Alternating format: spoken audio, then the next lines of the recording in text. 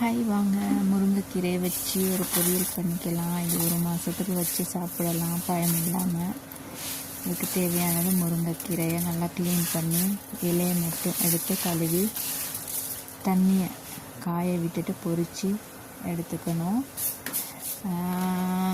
அதே மாதிரி வெங்காயமும் இந்த மாதிரி நீட்டாக வெட்டிக்கிட்டு மஞ்சள் தூளும் உப்புத்தூள் கலந்து நல்லா ப்ரௌன் கலருக்கு இந்த மாதிரி பொரித்து போடணும். நல்லா மொறுன்னு இருக்கும் அதுவும். ஸோ கருவேப்பிலையும் நல்லா பொரிச்சிட்டு இந்த மாதிரி கொஞ்சம் நுணுக்கி போட்டோம்னா வாசனையாக இருக்கும்.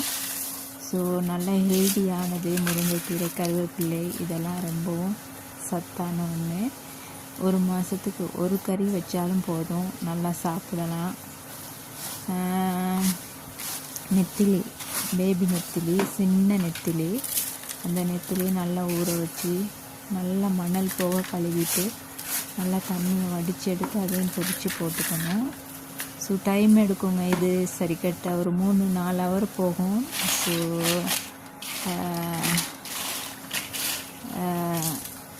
காஞ்ச கொச்சுக்காவும் இந்த மாதிரி நல்லா உப்பில் அவிக்கணும்.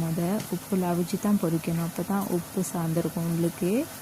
உப்பில் லேசாக ஒரு நிமிஷம் போல் அவிச்சு இந்த தண்ணியை நல்லா வடிச்சிட்டு பொரித்து எடுத்தோம்னா சரி. அதையும் கொஞ்சம் நுணுக்கி போட்டுக்கணும்.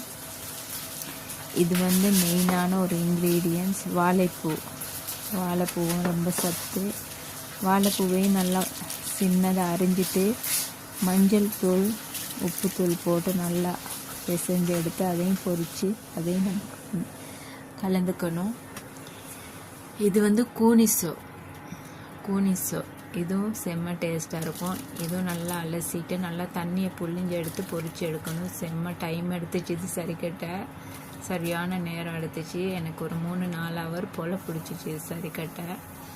ஸோ அதுக்கு பிற்பாடு லாஸ்ட்டாக கட்டர் தூளை கொஞ்சம் எண்ணெய் விட்டு நல்லா, நம்ம கறிக்கெல்லாம் தாளிப்போம் அந்த மாதிரி இல்லை, கொஞ்சம் எண்ணெய் விட்டு கட்டர் தூளை இந்த மாதிரி வறுத்து எடுத்துக்கணும் அந்த எண்ணெயில். ஏன்னா எண்ணெய் கூட போடக்கூடாது.